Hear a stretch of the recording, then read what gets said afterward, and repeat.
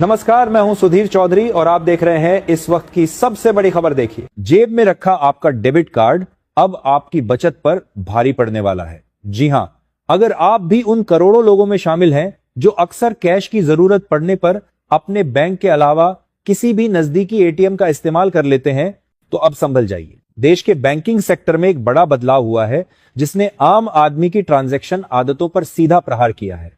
अब तक आप जिसे अपनी सुविधा समझ रहे थे, वह अब एक महंगे खर्च में तब्दील हो चुकी है। बैंकिंग नियमों में हुए इस नए फेरबदल ने न केवल साधारण बचत खाता धारकों को चौंकाया है, बल्कि उन नौकरी पेशा लोगों की उम्मीदों पर भी पानी फेर दिया है जो अब तक अपने सैलरी अकाउंट पर मिलने वाली अनलिमिटेड फ्री ट्रांजैक्शन की सुविधा पर गर्व करते थे।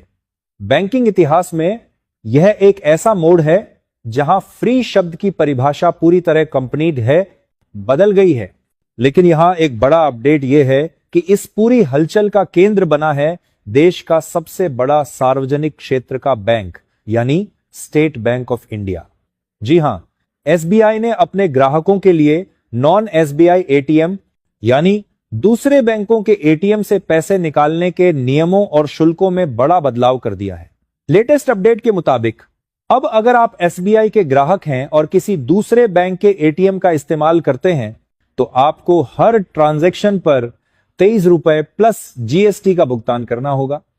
पहले यह शुल्क कम हुआ करता था, लेकिन अब इसे बढ़ाकर ग्राहकों की जेब पर बोझ बढ़ा दिया गया है। यह नया नियम दिसंबर 2025 से प्रभावी हो चुका है और इसने बैंकिंग जगत में एक नई बहस छेड़ दी है। दोस्तों, ध्यान देने वाली बात यह है कि यह चार्ज सिर्फ कैश निकालने पर ही नहीं, बल्कि नॉन फाइनेंशियल ट्रांजैक्शन जैसे बैलेंस इंक्वायरी या मिनी स्टेटमेंट चेक करने पर भी एक सीमा के बाद लागू होगा। और हैरान करने वाली बात यह है कि जो सैलरी अकाउंट होल्डर्स अब तक अनलिमिटेड फ्री ट्रांजैक्शन का फायदा उठाते थे, उनके लिए भी अब एसबीआई ने महीने में केवल 10 फ्री ट्रांजैक्शन की सीमा तय कर दी है। इसके बाद उन्हें भी यही भारी भरकम चार्ज देना होगा। दोस्तों, यह सिर्फ एसबीआई की कहानी नहीं है। देश के अन्य बड़े बैंक जैसे पीडीएफसी, पीएनबी और इंडसइंड बैंक ने भी अपने चार्जेस को बढ़ाकर 23 रुपए प्लस जीएसटी के स्तर पर पहुंचा दिया है।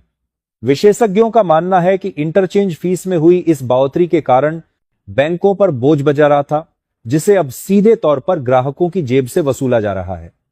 मेट्रो शहरों में रहने वाले लोगों के लिए यह चुनौती और भी बड़ी है, क्योंकि वहां दूसरे बैंकों के एटीएम पर फ्री ट्रांजैक्शन की लिमिट केवल 3 ही रखी गई है। अब सवाल यह उठता है कि आखिर एक आम ग्राहक इन बढ़ते हुए चार्जेस से खुद को कैसे बचाए। दोस्तों, अब हम आपको कुछ ऐसी